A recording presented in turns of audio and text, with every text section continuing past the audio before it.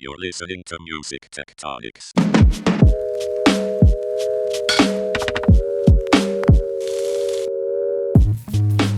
Welcome back to Music Tectonics, where we go beneath the surface of music and tech. I'm your host, Dimitri Vitsa. I'm also the founder and CEO of Rock, Paper, Scissors, the PR and marketing firm that specializes in music innovation. And this one goes out to all the movers and shakers, the music tech operators who know the business but want to push their thinking even further. Today, we're focusing on name, image, and likeness, or NIL, and we have a music tech cosmologist here to explain what that means and why it's relevant to all of us in music tech and the music industry as a whole. Jim Griffin is an expert media technologist focused on digital music and its monetization, maybe the archbishop of digital music. He was, for a decade, Geffen Records' chief technology officer, leading efforts to digital delivery of music, especially the release of the first digital release of a commercial sound recording in June 1994. It was Aerosmith's Head First. This led to testimony before the U.S. Senate's Judiciary Committee Napster hearing in 2000 and numerous hearings thereafter, including international work for the United Nations World Intellectual Property Organization. His work included forming Sound Exchange to monetize non-interactive webcasting through the passage of the Digital Millennium Copyright Act. He also co-founded the infamous Pho List, that's PHO, yes, the Vietnamese soup, for more than 2 decades, an email listserv devoted to open discussion of digital media concepts among thousands of music industry professionals. Look up the New York Times story on him and on Pho. Now he's obsessed with something called name, image, and likeness. Jim, welcome to the show. Thanks for having me, Dimitri. You got the crazy pants? I got the crazy pants. We got cherry I put some on today. too. Crazy pants today. Nice. Well, that's why we've got you here, because you're a crazy pants thinker. As I said, a music tech cosmologist, and I'm looking forward to diving into this with you, Jim. What is name, image, and likeness, and how did it first come onto your radar? Well, it's really pretty simple, but I have to say, people, when I refer to nil rights, people do a double take. They have no idea what nil rights are, and they refer to, as you put it, name, image, and likeness, the right to control your name, obvious, image, and likeness. They're very important because they represent who you are.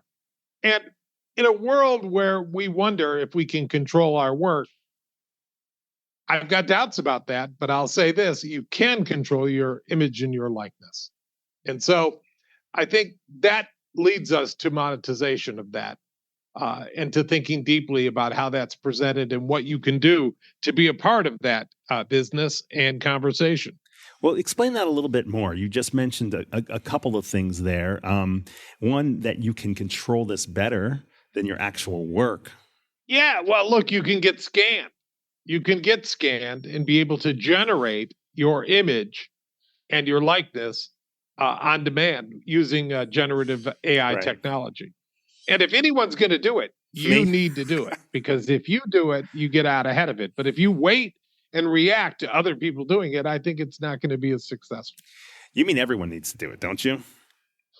I think everyone, but I'll accept that there's some people this is not for, but to the extent that you're in the music business and you're monetizing your music, your image and your likeness are important. When you go on tour, it's what people want to see. When you perform music, this is an important part of the conversation. So in the intro, I talked about you being this kind of early digital music guy that was testing out all these things. Why do you think right now is such an important time that you're shifting your focus and your career towards these nil rights? Why have you turned your focus to it so strongly, and why should those in music really care about it? You started to talk about that, but let's get a little deeper into that. Look, it's for the revenue stream, and that's not for me. I personally am not so interested in the revenue stream, but I know that so many people in the music business are, and managers and others who think deeply about these issues. They think, how can I make sure I'm not leaving any money on the table for my client?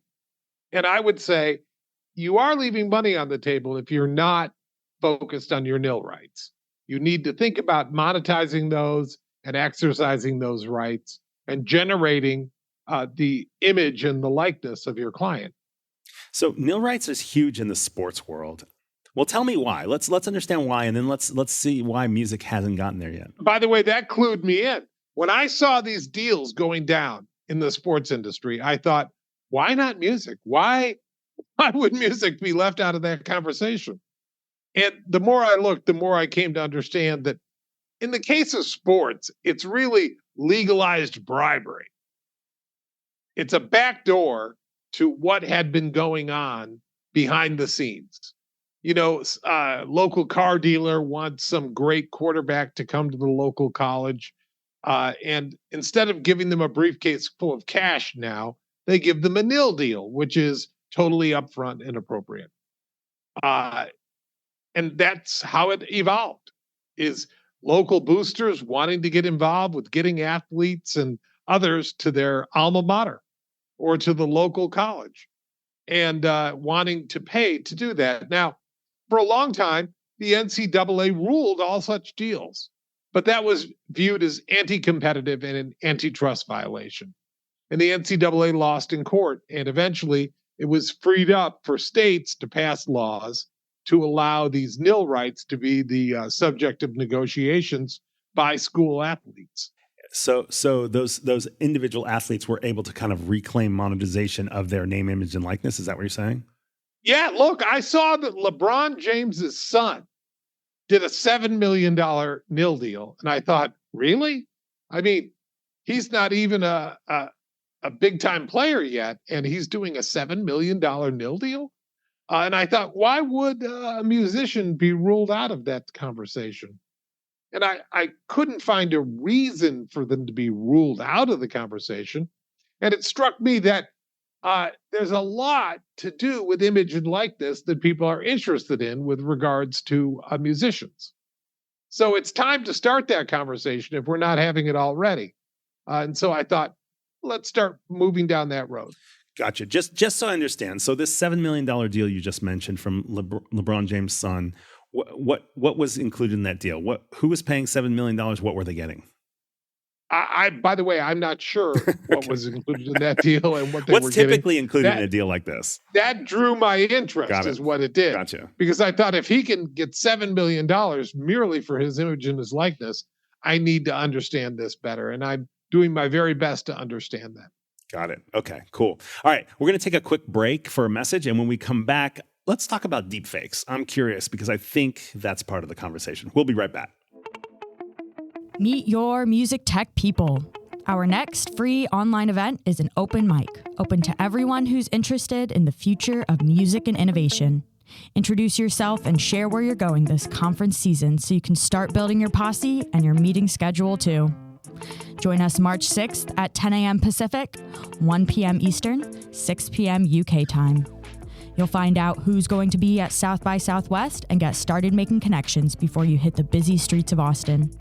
Find out where the hot spots for music tech are going to be this year. South by can be hard to navigate, so we'll help you build your game plan. Register for free and learn about our monthly seismic activity online event series at musictectonics.com. See you there. Now back to the show. Okay, we're back, and we kind of got introduced to this idea of nil rights and how it came to your attention through sports, Jim, and how you think it's an opportunity for monetization. I feel like part of the reason we're having this conversation is because name, image, and likeness of musicians now has the potential to go far beyond just appearing in an ad or giving a testimonial for a product or something like that. What's happening with deepfakes, with virtual presence, with avatars and other, digital beings maybe I haven't even thought of that make nil rights relevant for the music business? Look, deepfakes is what happens when you don't do it and you leave a vacuum for somebody else to fill. That's a deep fake because they're faking it. Whereas if you were generating that yourself, you could be booking the revenue and it would be an appropriate deal and it wouldn't be fake at all. Right. So we're seeing more kind of gaming companies create virtual artists. We're seeing Snoop Dogg on everything. Sure. There's starting to be these kind of video filters for even Zoom calls or, other kind of digital video interactions where you get to be Elon Musk or Snoop Dogg or something like that. Sure, Alexa has a feature that will allow you to have a conversation with Einstein. He should be making money. Or you name the musician. It could be there. Yeah, I think there's a Snoop Dogg voice on Waze, the map app, as well. Yes. Sadly, my Alexa just went off when I said that, but she sounded just like blank, fill in the blank. Well, she's saying yes. In fact, I can do that. But the point is, if you've got a distinctive voice or you're a musician, this is a right that you can, I would use the word exploit or monetize to good effect and build fans at the same time. Right. So I'm almost imagining we've watched this moving of music to digital, to downloads, to streaming. We watched the live streaming moment during the pandemic. And now you're saying that you can have this your IP of your very being can now be monetized through some sort of virtual existence, and that you can monetize that if you are kind of tracking and managing your name, image, and likeness in the right way. Yeah, I'm saying it doesn't have to be a ripoff. You can get scanned and have your voice scanned as well, and have the text you write scanned such that they can be used for generative purposes for revenue.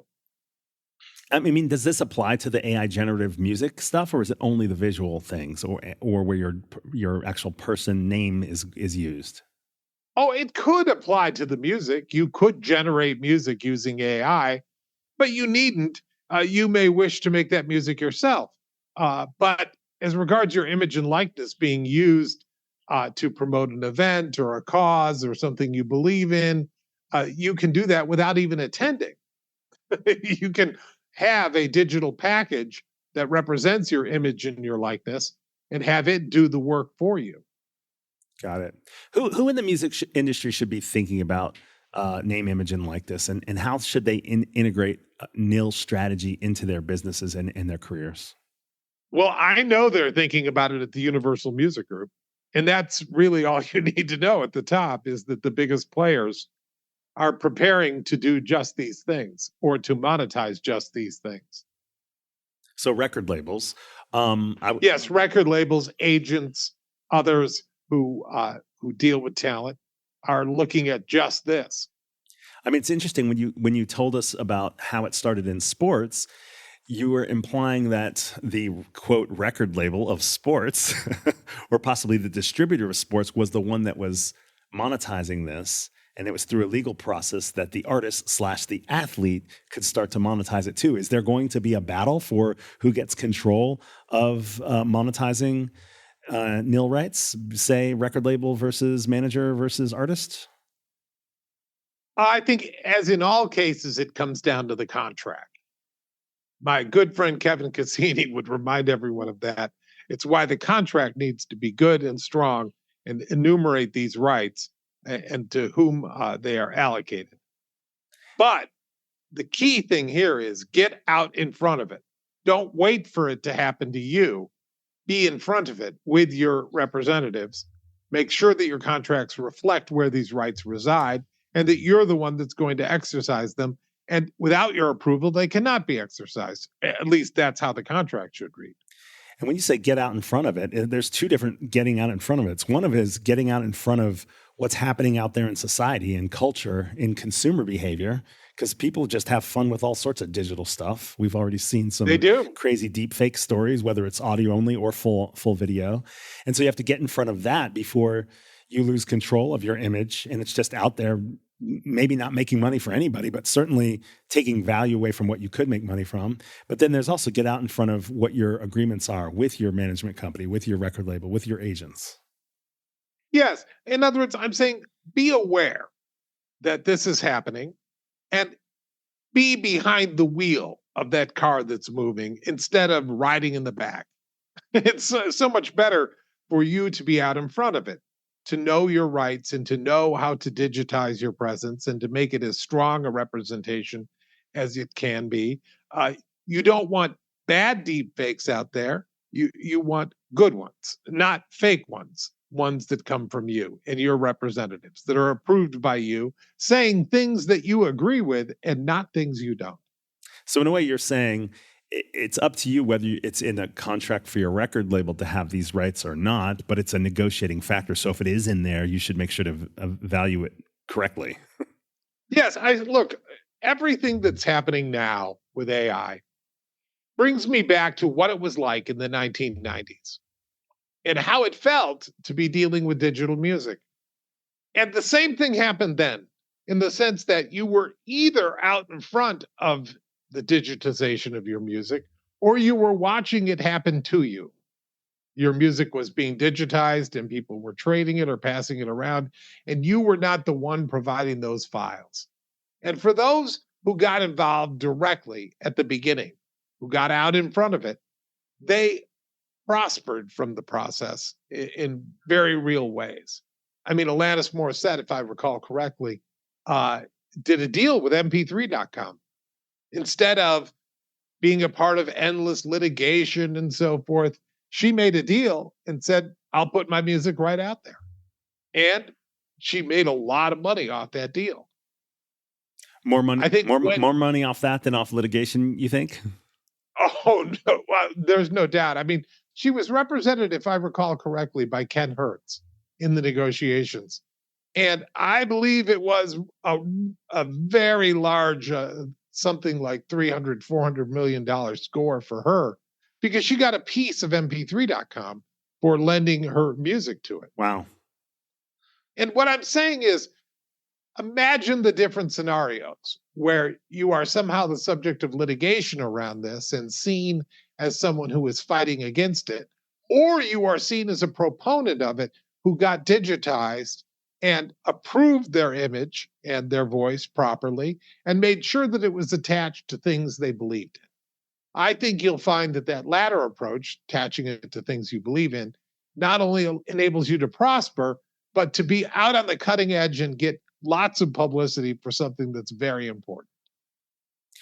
What I'm hearing you say, Jim, and this is really interesting, since you were the first to put a track on the internet, basically, that Aerosmith track, is that you've watched these waves of innovation emerge, and you can fight them or you can ride them.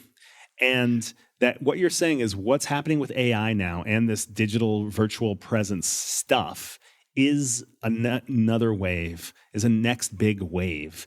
And I'm not the only one to say this. I've heard many people say this feels like the 90s again, and it does. Because, again, we see this happening around us, happening to us, and we question, well, how can I get involved in that? And should I get involved in that? And I think the answer is yes, you should get involved so that you can understand it completely and be on top of it.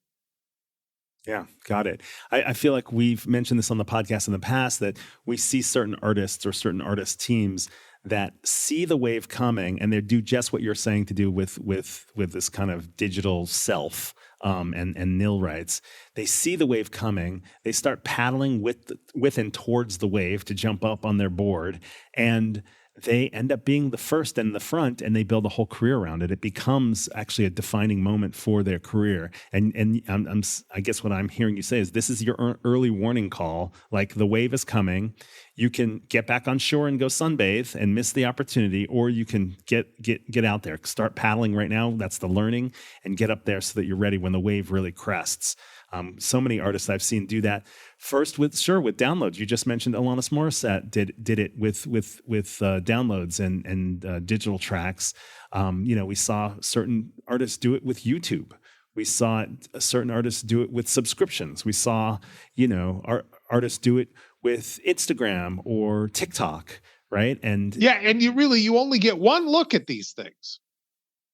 You don't want to be the 50th person to do it. You want to be the first or the second or the third, because there it matters. And there you can monetize it in outsized ways. Awesome.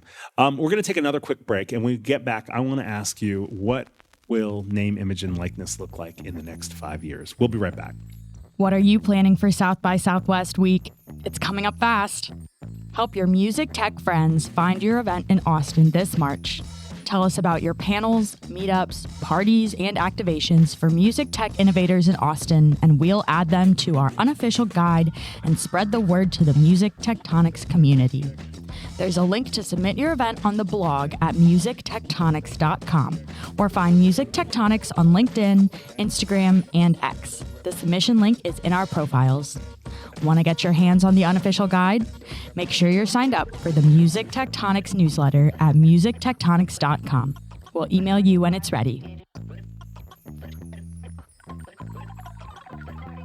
So, Jim, this is fascinating. I love that you're really putting it out there that people need to jump onto this like ASAP, be one of the first to really understand it so they can monetize it, make it a defining moment for their career. But let's get a little bit ahead of ourselves. Let's talk about what's going to emerge for Nil in the next 5 years. What do you think is going to be coming? How will we experience music that makes this a relevant revenue stream? Well, I think it's going to be more and more present in our lives for other reasons than music.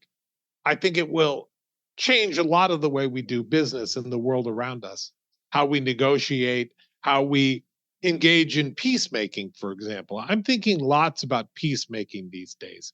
We're in a world that's at war. I think, how can we use these technologies to reduce the differences between people instead of build more differences?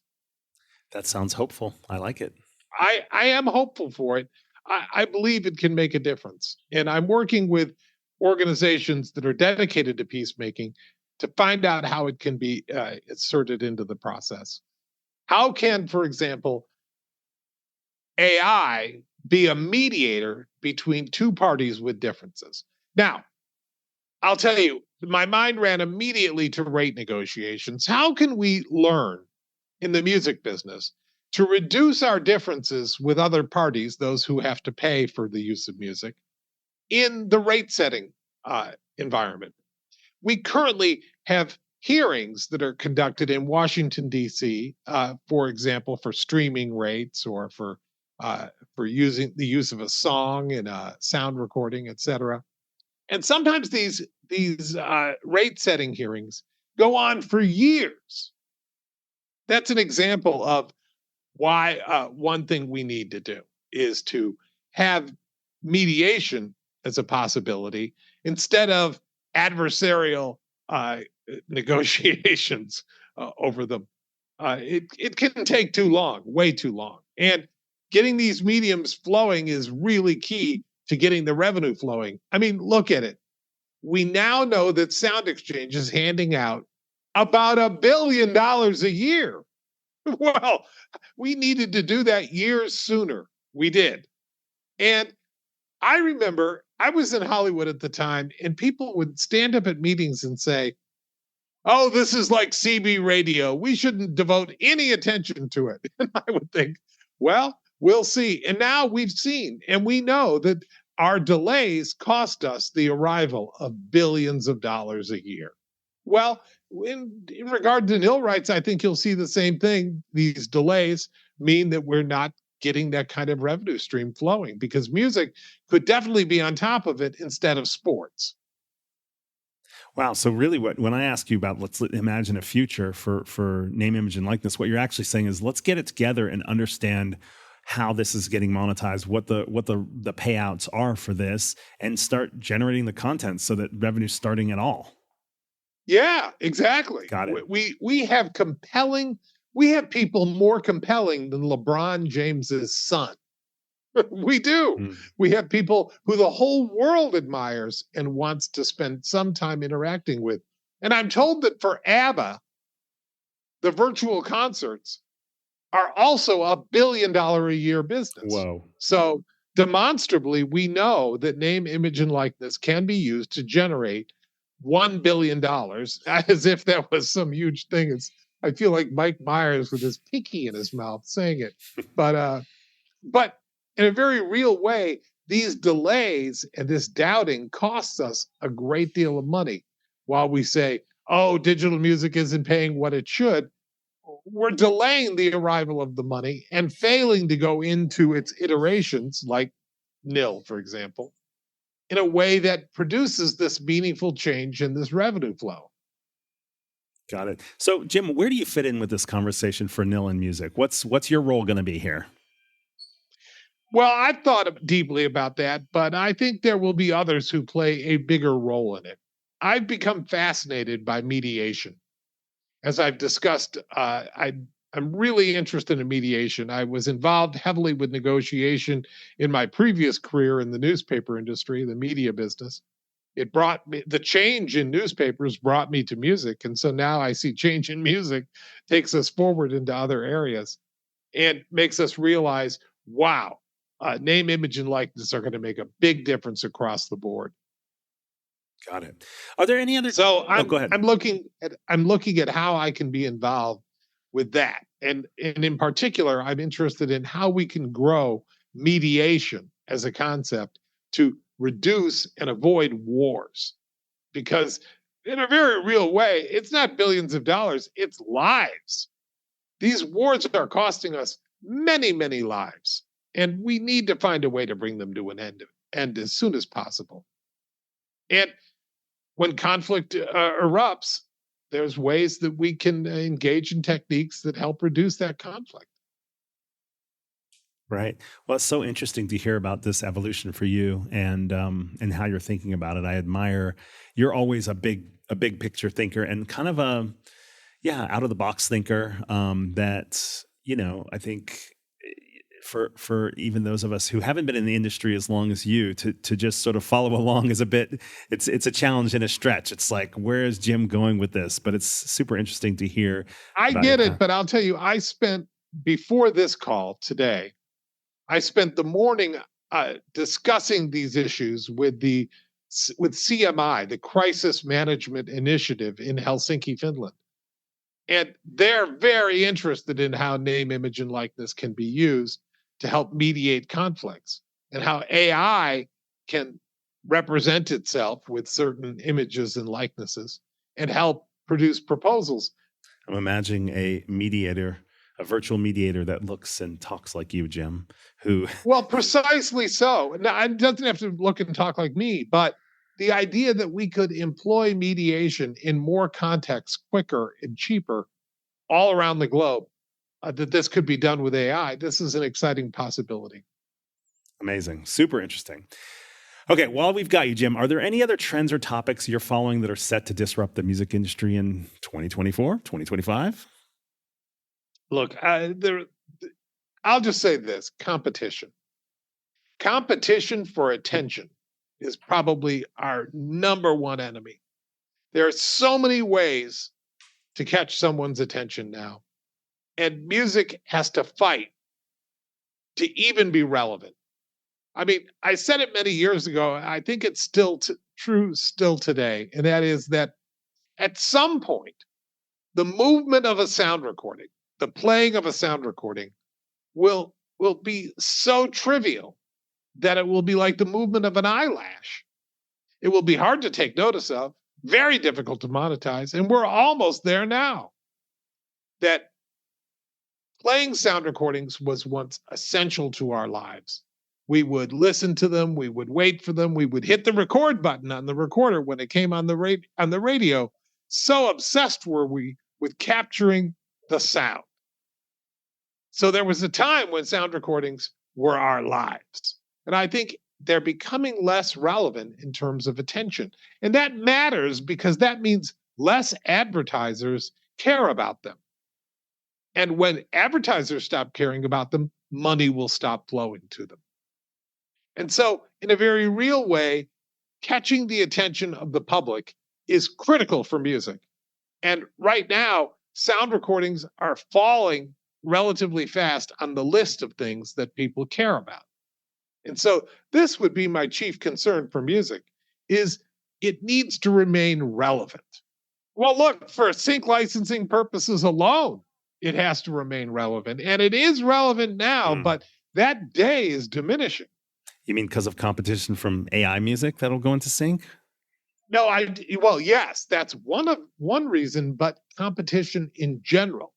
I mean, I think it's almost axiomatic today that people are more interested in the video than they are in the sound recording.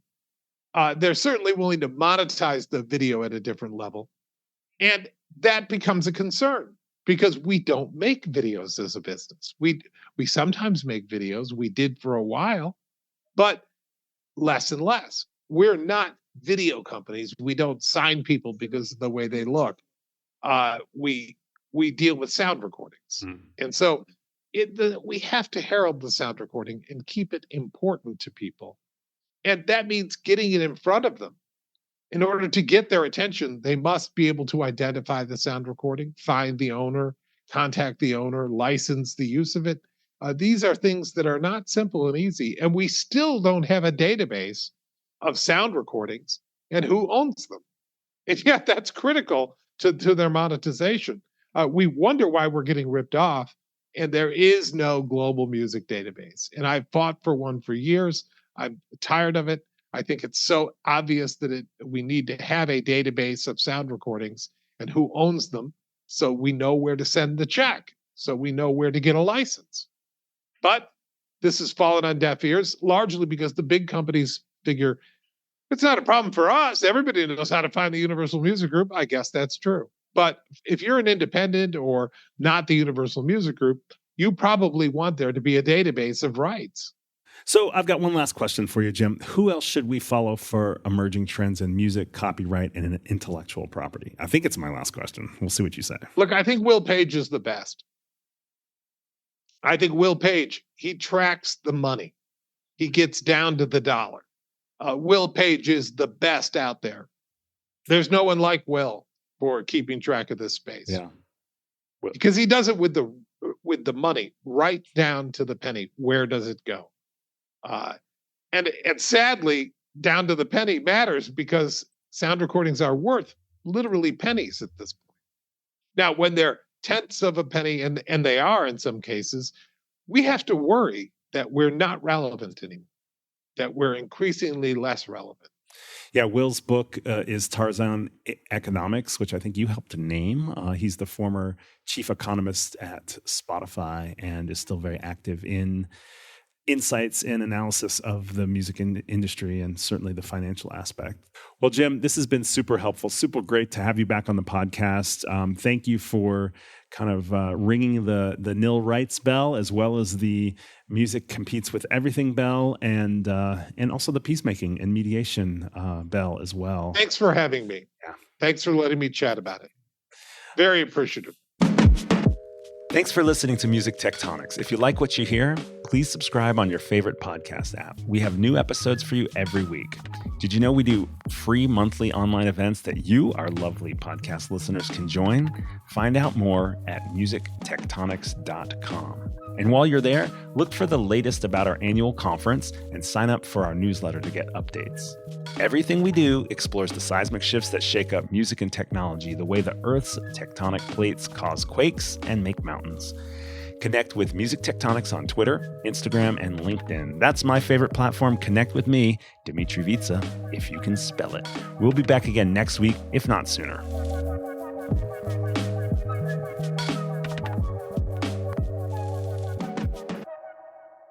You're listening to Music Tectonics.